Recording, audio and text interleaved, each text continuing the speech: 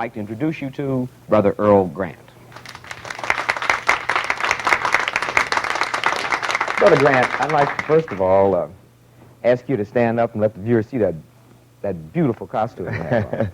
Oh, you just pulling my leg, Tony. Could you but I'm going to describe stand it up and let them see it. Could you describe it for us? Yes, may I do the whole outfit, please, since I used to model, you know. This is a little outfit I had made in Australia. It's made out of, it's made from cashmere and wool. And I had an Italian tailor in Australia make it for me. Now you figure that one out. But anyway, it's rather beautiful. I'll turn around and show you how I designed it myself, sort of with the two buttons That on is the really side, something. with the little lining. Is this in color? Living. Living. All right, good. And no, it's rather beautiful with the collar comes over, Yeah. the outer collar. It's sort of a mixture of Pierre Card and, as you say, who else did you mention? The Napoleon, Napoleon the type of Edwardian, thing. and you designed that Edwardian. yourself. Yes, I which did. is most important. That's And beautiful. it's a lot of fun to wear some of your design because I've always loved clothes, you Yes. know. And I think they add a little bit to one's personality. You know, first time I saw you was at Club Pig Al Mhm. in Los Angeles, in Oh, 1957. you mentioned And that you were word, all Pig dressed in Alley. all white. You were doing your own thing then. No one else was. You know. Well, at that time, you know, we had not only we had the, if you remember correctly, we had the piano and organ and the suit, and but it was a little different, but it was still classy. It wasn't, I don't think, overdone. Now, my rumor mill tells me that your background is in science.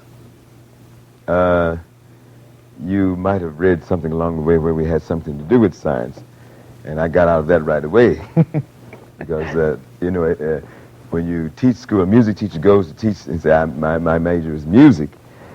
You do everything but teach music. So I was my first year there, you know. So they put me in the chemistry department, and I always hated chemistry. Mm. I proved it after 4 months. I almost blow up the building.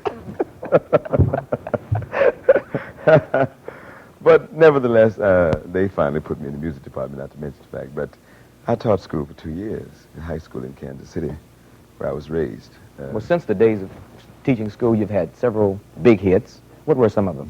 Yes. See, the first, let's see, they played a few of the small ones first, you know, like along with Little Willie John, I had Fever, and I think it was Old Man River. And then along came The End of a Rainbow, which was the one that sold 2 million copies, because you don't have many million sellers. No, you remember not- that one? That's right, that's right.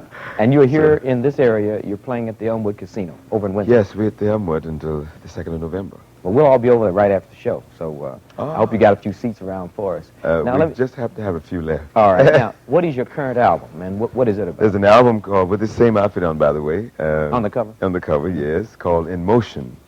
Not emotion, but in motion. You know, the boogaloo, blah, blah, blah. And it's been out about 2 weeks now, and we're looking forward to a pretty nice sale from it. Very good. Very nice numbers in the album. Yeah. And I've been sort of waiting for its release, so it's finally released. And it's on Decca label, of course. And what we heard here tonight, you mixed a little of that Baptist church in with some of Gershwin, and you really showed your range. Well, I love all types of music. That was a little bit of let the organ rest for a while, because I haven't played the piano in quite a while, and I really enjoyed it.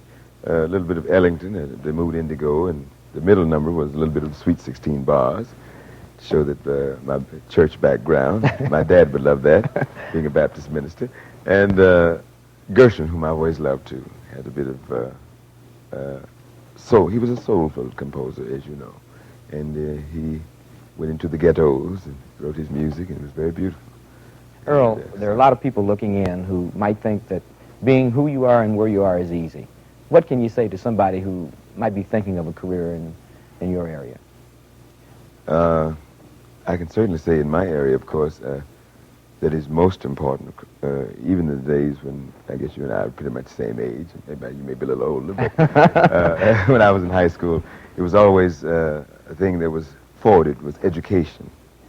And I find 20 years later, and I don't mind telling it, I find that education is still the answer. Whatever, no matter what field you're going, if it's in my field, music, as you know, certainly requires education, a musical background now. You just can't go out there and say, well, fellas, I can play so now. I don't need to review. Everybody has too much competition. Right. There are too many people in every field, of course. And that competition is so great now than ever, so much more greater now than ever. Well, Brother Grant, our time is getting short, and we certainly want to thank you very much for being CPT's guest. And as I said, we'll see you over at the Elwood. Thank you, and it was a delight to be on the show today. Thank you, Earl Grant.